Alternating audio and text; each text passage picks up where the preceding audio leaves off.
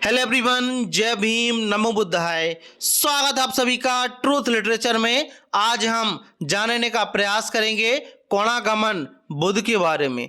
तो आइए शुरुआत करते हैं। सबसे पहले हम बौद्ध ग्रंथों को लेते हैं, उसमें कोणागमन बुद्ध के बारे में क्या जानकारी दी गई है। तो जब हम बात करते हैं, कोणागमन बुद्ध का उल्लेख बुद्ध वंश के अध्याय नंबर 23 में मिलता है। बुद्ध वंश प्राचीन बौद्ध ग्रंथ है जिसमें गौतम बुद्ध और उनके पहले 24 बुद्धों के जीवन का वर्णन किया गया है। हालांकि इस ग्रंथ में अतिरंजित बातें लिखी गई हैं, लेकिन पुरातत्व के सहारे इतिहासकारों को कोणागमन बुद्ध की ऐतिहासिकता की जांच करनी चाहिए, जो कि हम इस वीडियो में जानने का प्रयास करेंगे, जांच करने का प्रयास करेंगे। कोणागमन को कोणाकमन भी कहा जाता है। कहीं कनक मुनि के नाम से भी जिक्र है। कनक मुनि का उल्लेख दिव्यदान, लंकावतार, ललित विस्तर आदि बौद्ध ग्रंथों में मिलता है। इसके अलावा 5वीं सदी के आरंभ में जब फाहियान भारत आए थे तो उन्होंने अपनी पुस्तक के 21वें खंड में कोणागमन बुद्ध के स्तूपों का आंखों देखा वर्णन किया था। तो फाहियान क्या लिखते हैं? लिखते हैं कि शहर के पश्चिम में 50 मील की दूरी पर तुवई नामक शहर में पहुंचता है, जो कश्यप बुद्ध का स्थान है। अब इसमें फाहियान ने कश्यप बुद्ध, ककुछंद और कोणागमन का जिक्र किया है। जिस स्थान पर उनकी और उनके पिता की मुलाकात हुई थी और जहां उन्होंने परिनिर्माण प्राप्त किया था, वहां पर टोपियां बनाई गई थी। यहाँ पर टोपियां का अर्थ स्तूप है, जो कि ट्रांसलेशन में गलत है। उनके कश्यप तथागत के पूरे शरीर के अवशेष पर एक बड़ी स्तूप बनाई गई थी। श्रावस्ती नगर से 12 योजन दक्षिण पूर्व की ओर चलते हुए यात्री नापई के नामक शहर में पहुंचे, जो ककुछंद बुद्ध का जन्म स्थान है। जिस स्थान पर उनकी और उनके पिता की मुलाकात हुई थी और जहां उन्होंने परिनिर्माण प्राप्त किया था,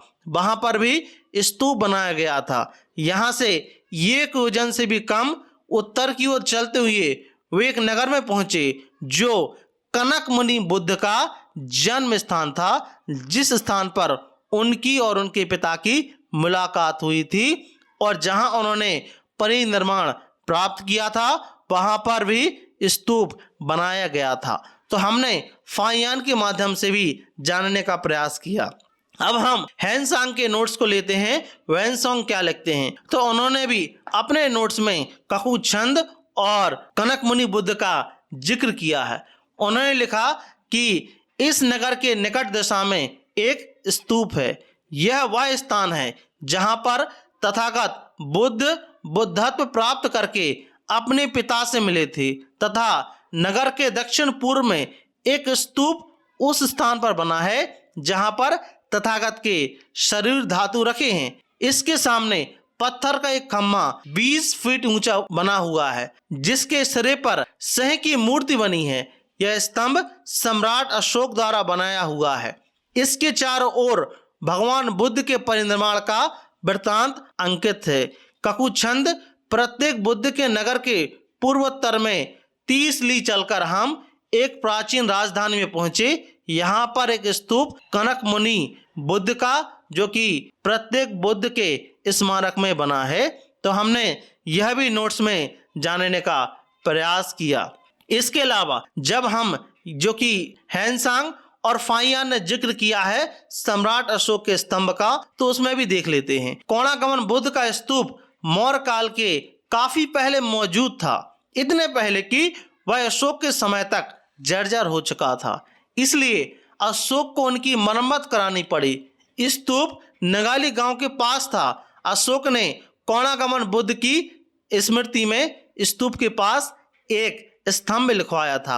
अब उस स्तंभ में लिखा क्या है वह भी हम पढ़ते हैं। तो यह धम्म लिपि है, हम पढ़ेंगे, उसके बाद इसका अर्थ जानने का प्रयास करेंगे। तो उन्होंने लिखवाया, देवानांग पियेन पिये दसन लाजन 14 वसा 20 तेन बुधस कोना कमनस। तो उन्होंने लिखा, बुधस कोना कमनस थुवे द्वितीयन वडिते विस्तिव सभी सितेन चा अतन आगच महीयते शिला थवे चा उस पापिते।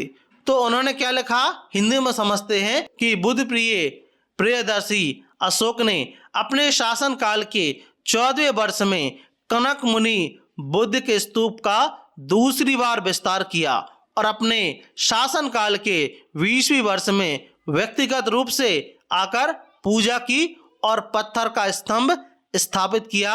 मतलब उन्होंने यह बताया। इसके बाद हमारे पास और भी प्रमाण हैं जो कि हमें भरत स्तूप पर मिलते हैं। तो 3वीं सदी ईसा पूर्व में भरत स्तूप मौजूद था। स्तूप पर कोणागमन बुद्ध का नाम है।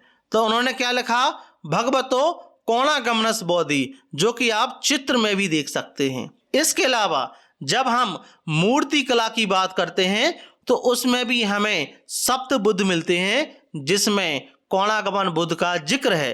तो मूर्ति कला की गहन खोजबीन से पता चलता है कि सप्त बुद्ध अर्थात द 7 बुद्धास की मंडली में दाएं बाएं गौतम बुद्ध हैं, दूसरे नंबर पर कश्यप बुद्ध हैं, तीसरे नंबर पर कोणागमन बुद्ध हैं, चौथे नंबर पर ककुसंद बुद्ध हैं, 5वें नंबर पर विश्वासु बुद्ध हैं, 6ठे नंबर पर सिखी बुद्ध हैं और 7वें नंबर पर विपस्वी बुद्ध हैं।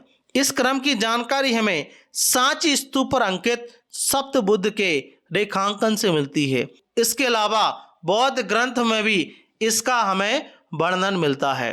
अनेक बौद्ध कलाओं में इसका अंकन है, जैसे कि बरहुत, सांची, बोध गया तथा सारनाथ की कला में भी सप्त बुद्धों का अंकन है।